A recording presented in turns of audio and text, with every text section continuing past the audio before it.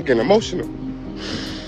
And I told myself I wasn't going to do this. If you're into all the juicy celebrity buzz, then you've definitely crossed paths with Wendy Williams. She's been a fixture in the entertainment scene since the 80s, rocking the airwaves and owning the Wendy Williams show like a boss. But here's the thing, her marriage to Kevin Hunter, total roller coaster. It was messy from the get-go, and even after the divorce, the drama didn't let up. Now here's where it gets even more intense. So, with all the drama swirling around Wendy lately, her ex, Kevin, is feeling the heat big time. Rumor has it he's facing some serious financial woes because those divorce payments are drying up. Looks like Wendy's finally had enough, and Kevin's not taking it well. Word on the street is he's airing his grievances and shedding some serious tears over the situation. So, if you're dying to know how it all went down, buckle up, because we're about to dive deep into this drama-filled saga. All right, let's take a trip down memory lane for those who might have missed out on the Kevin and Wendy drama. So, things took a drastic turn in 2019 when Wendy filed for divorce from her second husband, Kevin Hunter, citing irreconcilable differences.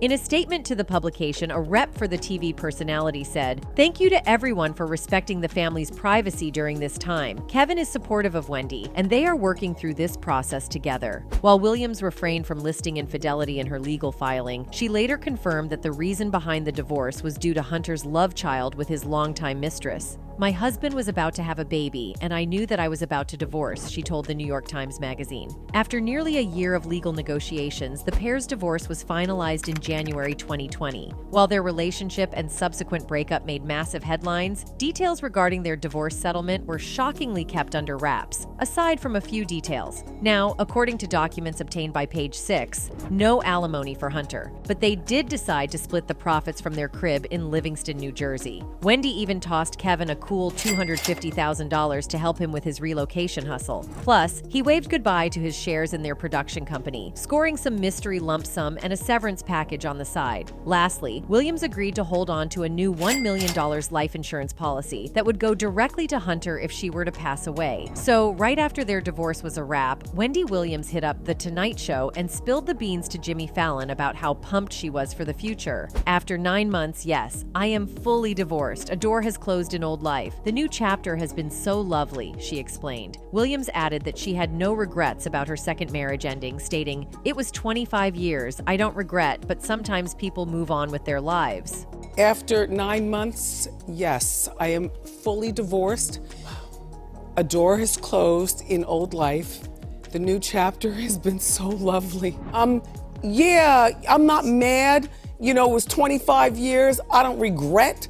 But you know what? Sometimes people move on with their lives. But all that amicability? Yeah, it didn't last long. Here's the twist. Even though Wendy wasn't technically on the hook for alimony, word on the street is she was still sliding some cash Kevin's way each month. But in November 2022, and Hunter's like, "Hold up, where's my money?" He filed court docs accusing Wendy of falling behind on those monthly payments she'd been dishing out post-divorce. In the filing, the former TV producer claimed that the lack of payments had negatively impacted his life. "I have fallen behind on most of my bills. I currently live in a community that requires payments to the Homeowners Association, and I'm behind on that bill," he said in court docs obtained by the U.S. Sun. Hunter added that if his outstanding fees were not paid, he would be put out and his house would be foreclosed. "My life has been greatly affected since the plaintiff stopped making payments under our settlement agreement," his statement added. Lastly, Hunter claimed that Williams' financial guardian gave him no reason why her payments to him stopped. But in February 2023, a New Jersey judge slammed the brakes on Hunter's request to restart those payments. They basically said, "Sorry, dude, not urgent enough." However, they tossed out the idea of mediation if Kevin wanted to hash things out. And now, fast forward to today, Kevin is demanding to see Wendy's bank records, because apparently during their mediation gig, there was talk of sharing financial details, and it all started after a judge dropped the bomb that Wendy's pockets might be feeling a little light. He's filed to get his hands on those bank statements as part of their divorce drama, and it's been a real battle ever since a guardian swooped in and took control of Wendy's accounts. He said, "On December 8th, 2022, I attended a mediation with Wendy's counsel and Wendy's New York court-appointed guardian attorney, Sabrina Morrissey. In that mediation, Wendy's counsel and guardian agreed to provide statements to accounts and bank records they claimed to have gotten permission from the New York court to provide."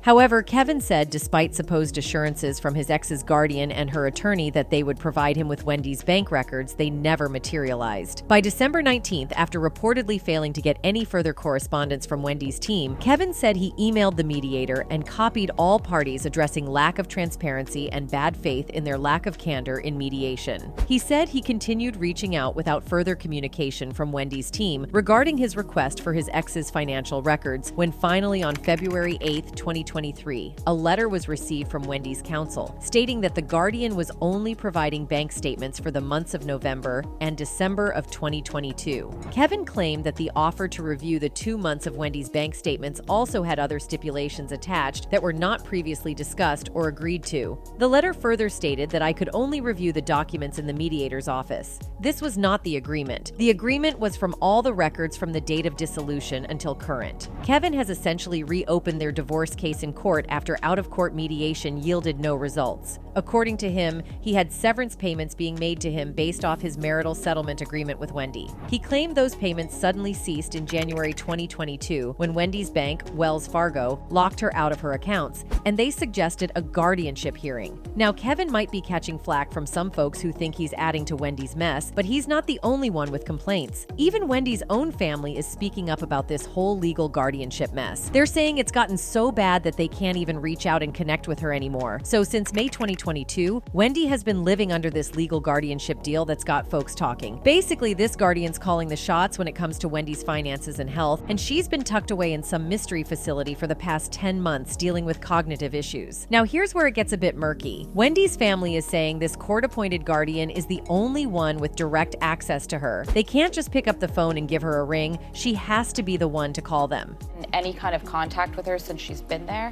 Yes, but again, same thing with this answer, it's layered. So she can call us, but we can't call her.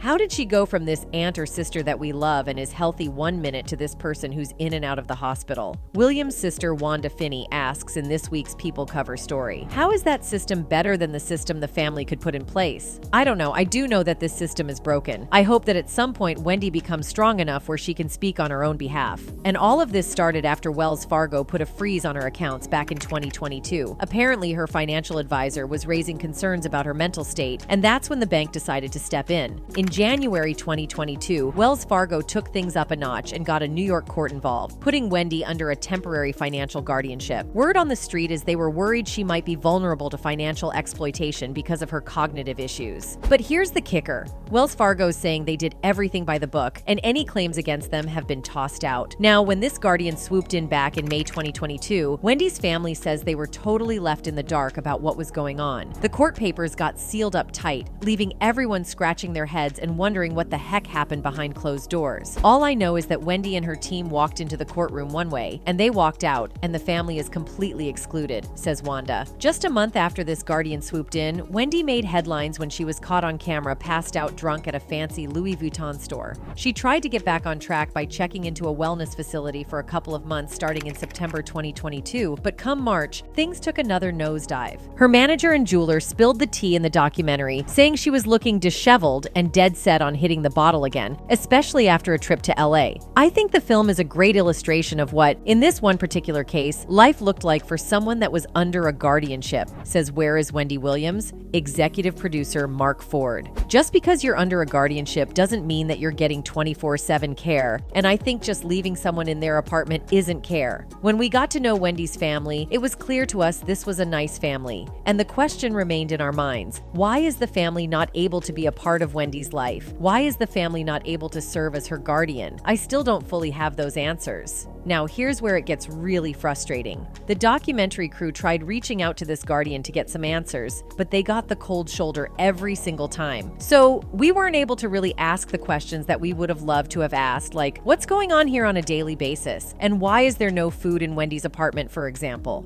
Simple things that we were able to see just because we were there so often, Ford says. They finally pulled the plug on filming in April 2023 after finding Wendy in a pretty scary state at her apartment, with her eyes rolled back and all. But it gets even more complicated. See, this guardian holds all the cards when it comes to whether Wendy can leave the facility or not. And according to investigative journalist Diane Diamond, once you're in this guardianship system, it's like trying to break free from a spider's web, super tricky. A guardian can be a family member. It could be your best friend friend. It could be a perfectly trustworthy commoner, so to speak, Diamond says. More and more I have discovered, after investigating this for 8 or 9 years now, judges are overlooking family members, they're overlooking friends, and they're going immediately to these professional, for-profit appointees, and they're complete strangers to these wards of the court. Under the guardianship, you can no longer decide where you live, you can't spend your money, you can't vote, you can't marry, you can't decide what doctors you're going to see or what friends can come, says Diamond. You have no rights. Somebody on death row has more rights than a person put under a guardianship. I'm not exaggerating because at least they can hire their own attorney and they can make phone calls. Once a person is placed under a guardianship, Diamond says it can be hard to get out of.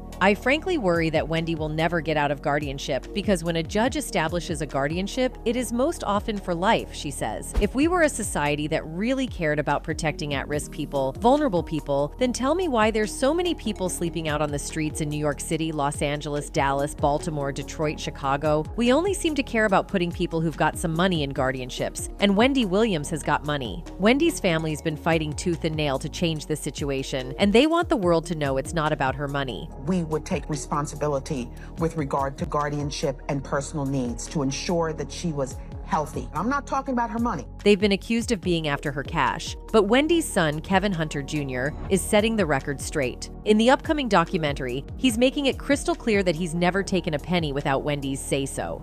Have you ever taken money from your mother's account? Not without her consent. For those of you not in the loop, Wendy has been facing some serious health challenges, signs of dementia and aphasia, which basically means her ability to speak and her brain function are taking a hit. It's like her whole world's been turned upside down. And to make matters worse, her battle with alcohol addiction hasn't exactly been doing her any favors. I mean, think about it. Wendy's always been that vibrant, outspoken personality on screen, dishing out all the latest gossip and keeping us entertained. But now, with her ability to communicate slipping away, it's like she's losing a part of herself. It's heartbreaking, really. Apparently, she got diagnosed last year after a string of medical tests, and her team's saying these conditions are throwing some major roadblocks in her path. We're talking aphasia, messing with her language skills, and frontotemporal dementia, which messes with her behavior and cognitive functions. So, Wendy's team decided to put it all out there, sharing the tough news about her condition with the world. It wasn't an easy call, but they felt like it was important to shine a light on aphasia and frontotemporal dementia, not just for Wendy's sake, but to raise awareness for others too. They made it clear that while Wendy's facing some tough challenges, she's still holding on to that trademark sense of humor of hers. They said, the decision to share this news was difficult and made after careful consideration, not only to advocate for the understanding and compassion for Wendy, but to raise awareness about aphasia and frontotemporal dementia. Wendy is still able to do many things for herself. Most importantly, she maintains her trademark sense of humor and is receiving the care she requires to make sure she is protected and that her needs are addressed. She is appreciative of the many kind thoughts and good wishes being sent her way. But seeing those signs of aphasia firsthand in Wendy's documentary, it hits you right in the gut. Like that moment with Black China, where Wendy's struggling to communicate and it's just so hard to watch. My real name is Wendy Hunter. Hunter. Yep. And I'm divorced. Yes. You can tell China's feeling the weight of it all. Here's this usually sharp and witty person, and now she's struggling to string together a sentence. And you know, it's not just about the words. Aphasia messes with your whole nervous system, making it tough to express yourself and even write things down. It's like your brain's playing tricks on you. And it's heartbreaking to see someone like Wendy going through it. Wendy's journey has been a roller coaster of success and setbacks. Let's rewind to October 2017 when she had that dramatic fainting moment on her show, all because of dehydration. Our first caress.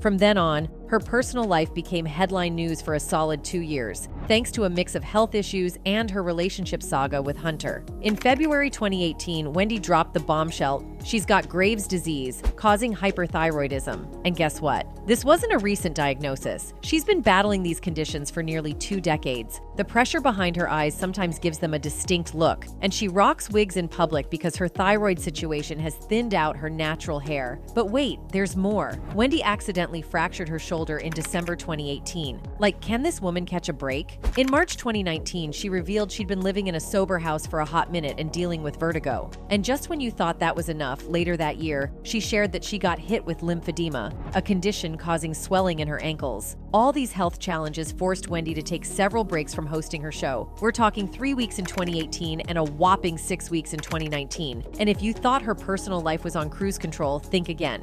In April 2019, she dropped the D-bomb, divorce. Irreconcilable differences led her to call it quits with Hunter after he fathered a baby with a mistress. And now, she's dealing with aphasia and frontotemporal dementia. It really is unfortunate. Now, typically FTD comes with these big shifts in behavior and personality, plus struggles with language, which, let's face it, doesn't exactly align with Wendy's gig as a talk show host. I mean, her whole thing is communicating with flair and wit, so you can imagine how tough this must be for her. But here's the thing, aphasia and FTD don't just pop up out of nowhere. It's a slow, gradual process, and we might have started noticing some of those struggles in her interviews before. Oz, I know, many people.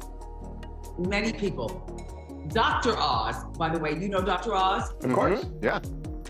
All right. Now, while aphasia might mess with her ability to get her words out, it's not a knock on her intelligence. She's still sharp as a tack upstairs. It's just a matter of getting those thoughts from brain to mouth. That's the challenge. Still, Williams' family remains hopeful for the day they can reunite. Wendy's desire, as I understand it, is to be in Florida with her family, Wanda says. It's hinted at in the documentary that Williams wants to get out of her current situation, as Wanda is shown instructing her over the phone to write down every time her calls go unanswered, presumably to her guardian. During recent phone conversations with Williams, Wanda's daughter Alex, 33, says her aunt has been sounding really great. I have not heard my aunt sound this good in years, she says. To hear my aunt now in terms of just how clear she is, just how focused she is on the importance of family, and the reality in terms of facing and understanding where she's at, physically and mentally and emotionally, it is like a 180. I'm always just reminding her when I'm on the phone with her that she has a world of people here that love you, are supporting you, and want to see you back. Heavy,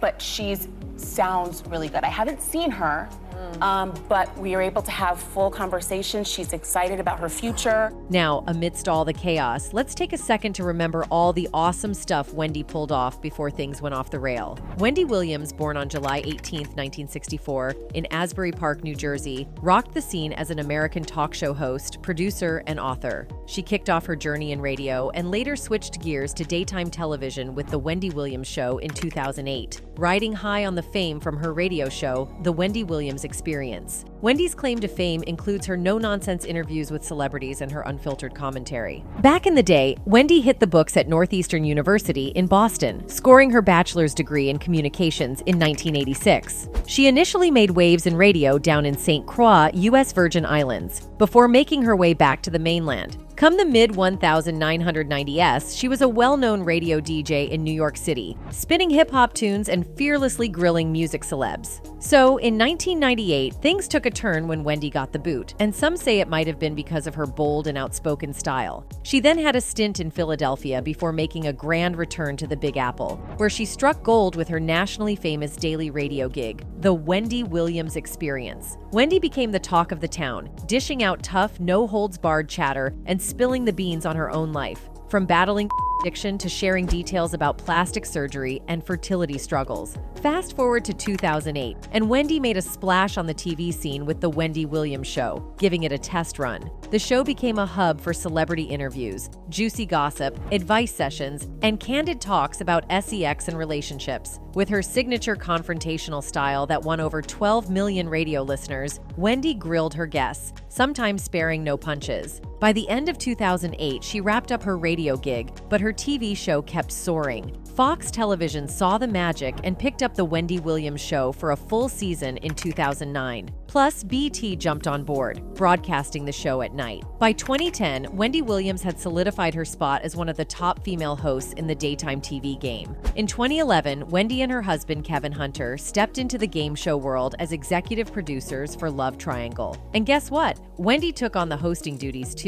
Around the same time, she danced her way into even more hearts by strutting her stuff on Dancing with the Stars. But that's not all. Wendy wasn't just content being in front of the camera. Nope, she hopped on the reality show roller coaster, playing roles as both a judge and a contestant. Plus, she dipped her toes into the film scene and got her hands dirty producing documentaries. Then, in 2013, Wendy made a Broadway debut in the musical Chicago, taking on the role of matron Mama Morton. Quite the entertainment buffet, right? But hey, with great fame comes some not-so-great moments. Wendy faced criticism for a few remarks on her show, like in 2018 when she got backlash from activist Tarana Burke for comments about an alleged SA victim of R. Kelly. Wendy stood her ground, citing some inside scoop from R. Kelly himself. Fast forward to 2020, and Wendy found herself in hot water again. This time, she faced heat for using her finger to mimic a cleft palate while talking about Joaquin Phoenix. Even though Wendy claimed it was a compliment, critics called it out as mocking. A Change.org petition to boot her off the air got over 70,000 signatures, leading to a Twitter apology and her show chipping in for cleft palate charities. And the hits kept coming. Wendy faced criticism for making homophobic comments in the same year. During a chat about Galentine's Day, she threw shade at gay men wearing skirts and heels, assuming they're all about aspiring to be women. Wendy later said sorry for her remarks. But wait, there's more. When talking about the tragic death of Amy Harwick, Wendy made a joke involving Drew Carey and The Price is Right, landing her in another controversy. So despite catching some heat from the public, Wendy Williams is rocking the author game with not one, not two, but 3 nonfiction books under her belt. Back in August 2003, she dropped her autobiography, Wendy's Got the Heat, co-written with Karen Hunter, a journalist from the New York Daily News.